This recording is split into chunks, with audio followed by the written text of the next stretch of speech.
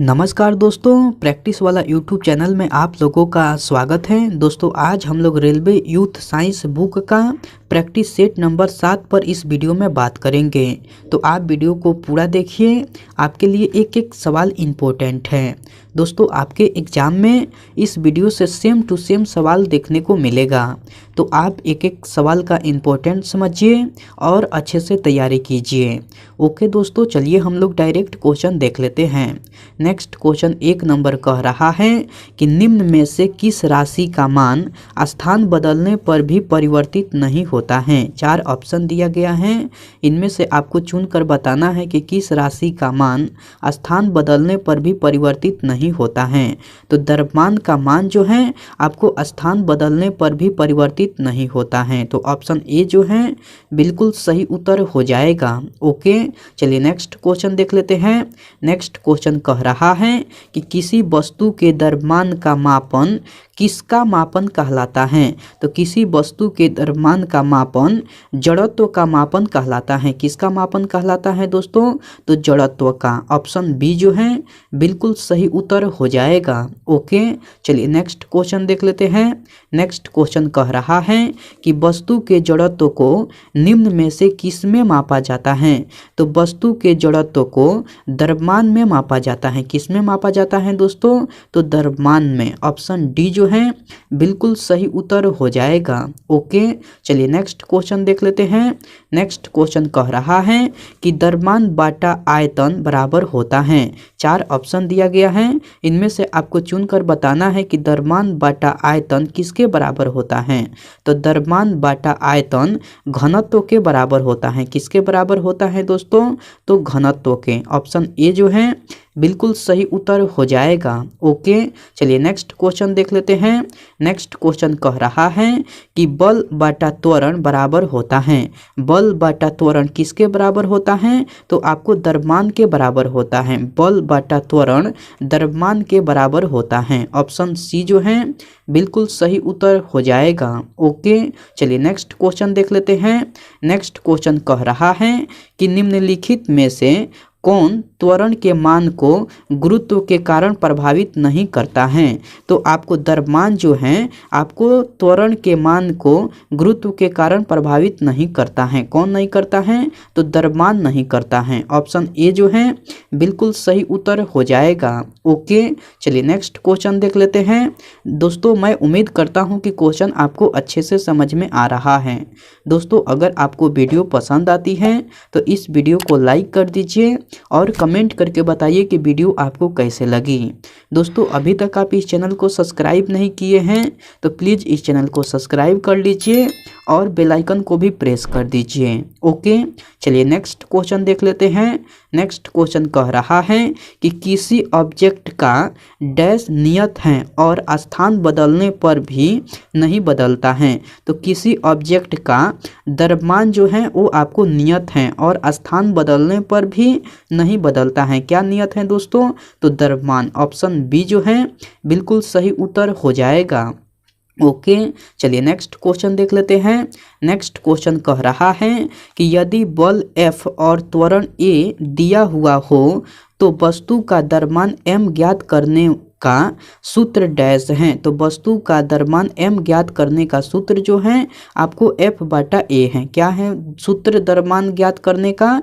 तो F बटा A है। ऑप्शन बी जो है बिल्कुल सही उत्तर हो जाएगा। ओके, चलिए नेक्स्ट क्वेश्चन देख लेते हैं।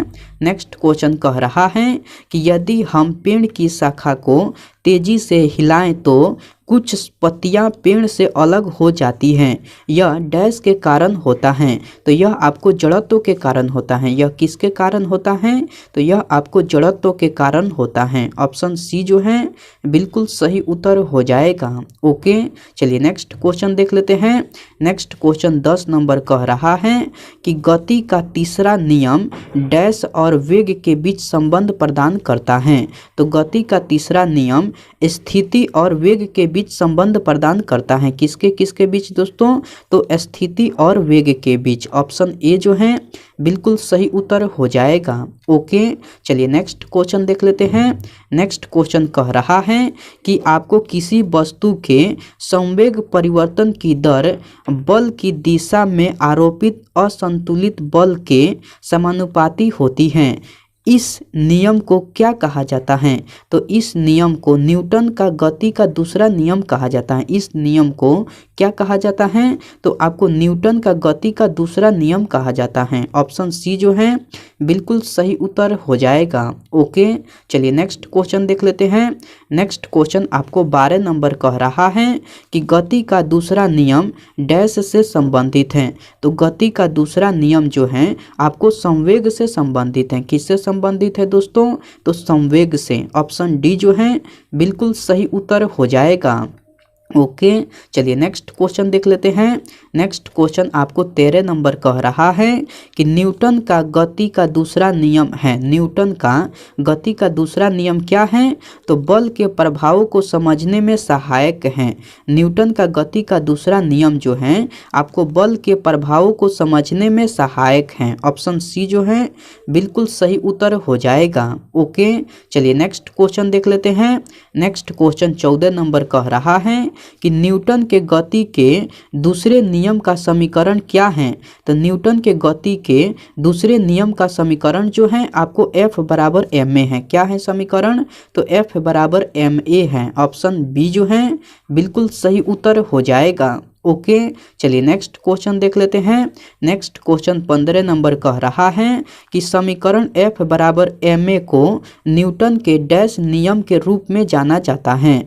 तो समीकरण F बराबर ma को न्यूटन के दूसरे नियम के रूप में जाना जाता है। किस नियम के रूप में जाना जाता है?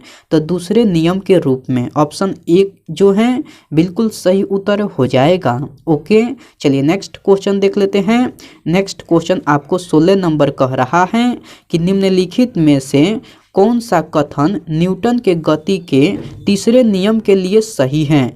तो बल अलग अलग निकाय पर विपरीत दिशा में लागू होता है। यही कथन जो है आपको न्यूटन के लिए सही है। तो ऑप्शन सी जो है बिल्कुल सही उत्तर हो जाएगा। दोस्तों मैं यह क्वेश्चन फिर से रिपीट कर दे रहा हूँ। क्वेश्चन कह रहा है कि निम्नलिखित में से कौन सा कथन न्यूटन के गति के तीसरे नियम के लिए सही है? तो बल अलग अलग निकाय पर विपरीत दिशा में लागू होता है। यही कथन जो है न्यूटन के गति के तीसरे नियम के लिए सही है। तो ऑप्शन सी जो है बिल्कुल सही उत्तर हो जाएगा। ओके, चलिए नेक्स्ट क्वेश्चन देख लेते हैं। नेक्स्ट क्वेश्चन आपको 17 नंबर कह रहा है कि गति के 3 नियम इनमें से किसके द्वारा प्रतिपादित किए गए थे? तो गति के 3 नियम आपको न्यूटन द्वारा प्रतिपादित किए गए थे। किसके द्वारा प्रतिपादित किए गए थे? तो न्यूटन के द्वारा। ऑप्शन सी जो है बिल्कुल सही उत्तर हो जाएगा। ओके, चलिए नेक्स्ट क्वेश्चन देख लेते हैं। नेक्स्ट क्वेश्चन 18 नंबर कह रहा है कि न्यूटन के गति के नियमों का प्रकाशन वर्ष क्या था? तो न्यूटन के गति के नियमों का प्रकाशन वर्ष जो है आपको 1687 था। क्या था प्रकाशन वर्ष? तो 1687 था। ऑप्शन डी जो है बिल्कुल सही उत्तर हो जाएगा। ओके, चलिए नेक्स्ट क्वेश्चन देख लेते हैं। नेक्स्ट क्वेश्चन कह रहा है कि गति का प्रसिद्ध नियम डैश ने दिया था। तो गति का प्रसिद्ध नियम जो है आपको न्यूटन ने दिया था। किसने दिया था दोस्तों? तो न्यूटन ने। ऑप्शन बी जो है बिल्कुल सही उत्तर हो जाएगा। ओके, चलिए नेक्स्ट क्वेश्चन देख लेते हैं। नेक्स्ट क्वेश्चन आपको 20 नंबर कह रहा है कि एक निकाय के संवेग में परिवर्तन की दर डैश के समानुपाती होती है। तो एक निकाय के संवेग में परिवर्तन की दर आपको लागू बल के समानुपाती होती है। किसके समानुपाती होती है दोस्तों? तो लागू बल के। ऑप्शन बी जो है बिल्कुल सही उत्तर हो जाएगा। ओके, चलिए नेक्स्ट क्वेश्चन देख लेते हैं। नेक्स्ट क्वेश्चन कह रहा है कि 1 kg गुने 1 मीटर पर सेकेंड स्क्वायर को डैश कहा जाता है। तो 1 kg गुने 1 मीटर पर सेकेंड स्क्वायर को एक न्यूटन कहा जाता है। क्या कहा जाता है दोस्तों? तो एक न्यूटन। ऑप्शन ए जो है बिल्कुल सही उत्तर हो जाएगा। ओके, चलिए नेक्स्ट क्वेश्चन देख लेते हैं। नेक्स्ट क्वेश्चन आपको 22 नंबर कह रहा है। मैं थोड़ा सा क्वेश्चन को छोटा कर देता हूं ताकि आपको क्वेश्चन पढ़ने में दिक्कत नहीं हो। ओके, नेक्स्ट क्वेश्चन आपको 22 नंबर कह रहा है कि तेज गति से आने वाली क्रिकेट गेंद को पकड़ते समय एक क्षेत्र रक्षक अपनी बाहों को पीछे की ओर क्यों करता है? क्योंकि वह लंबे समय तक कम बल का अनुभव करता है, इसलिए करता है। मैं यह क्वेश्चन फिर से रिपीट कर दे रहा हूँ। क्वेश्चन कह रहा है कि तेज गति से आने वाली क्रिकेट गेंद को पकड़ते समय एक क्षेत्र रक्षक अपनी बाहों को पीछे की ओर क्यों करता है? क्योंकि वह लंबे समय तक कम बल का अनुभव करता है, इसलिए करता है। ऑप्शन सी जो है बिल्कुल सही उत्तर हो जाएगा। ओके, चलिए नेक्स्ट क्वेश्चन देख लेते हैं। नेक्स्ट क्वेश्चन आपको 23 नंबर कह रहा है कि एक राइफल से गोली चलाई गई, यदि राइफल बिना किसी रोक के पीछे की ओर आती है तो राइफल की गतिज ऊर्जा क्या होगी? तो राइफल की गतिज ऊर्जा जो है आपको गोली की गतिज ऊर्जा से कम होगी। तो राइफल की गतिज ऊर्जा क्या होगी? तो आपको गोली की गतिज ऊर्जा से कम होगी। ऑप्शन बी जो है बिल्कुल सही उत्तर हो जाएगा। ओके, चलिए नेक्स्ट क्वेश्चन देख लेते हैं। नेक्स्ट क्वेश्चन आपको 24 नंबर कह रहा है कि आपको द्रव्यमान और त्वरण के गुणनफल को कहा जाता है। तो द्रव्यमान और त्वरण के गुणनफल को क्या कहा जाता है? तो आपको बल कहा जाता है। क्या कहा जाता है दोस्तों? तो बल कहा जाता है। ऑप्शन डी जो है बिल्कुल सही उत्तर हो जाएगा। ओके, चलिए नेक्स्ट क्वेश्चन देख लेते हैं। नेक्स्ट क्वेश्चन आपको 25 नंबर कह रहा है कि रॉकेट लॉन्चिंग कौन से नियम पर आधारित है? 4 ऑप्शन दिया गया है, इनमें से आपको चुनकर बताना है कि रॉकेट लॉन्चिंग कौन से नियम पर आधारित है। तो आपको न्यूटन का गति का तृतीय नियम पर आधारित है। रॉकेट लॉन्चिंग न्यूटन का गति का तृतीय नियम पर आधारित है। ऑप्शन ए जो है बिल्कुल सही उत्तर हो जाएगा। ओके, इस प्रैक्टिस सेट में इतना ही सवाल था। मैं उम्मीद करता हूं कि सारे सवाल आपको याद हो गया होगा। दोस्तों, अगर आपको सारे सवाल याद नहीं हुआ है तो आप इस वीडियो को फिर से देखिए। आपके लिए एक एक सवाल इम्पोर्टेंट है। आपके एग्जाम में इस वीडियो से सेम टू सेम सवाल देखने को मिलेगा। ओके, मैं आपसे नेक्स्ट प्रैक्टिस सेट में मिलता हूँ। तब तक के लिए टेक केयर दोस्तों एंड बाय।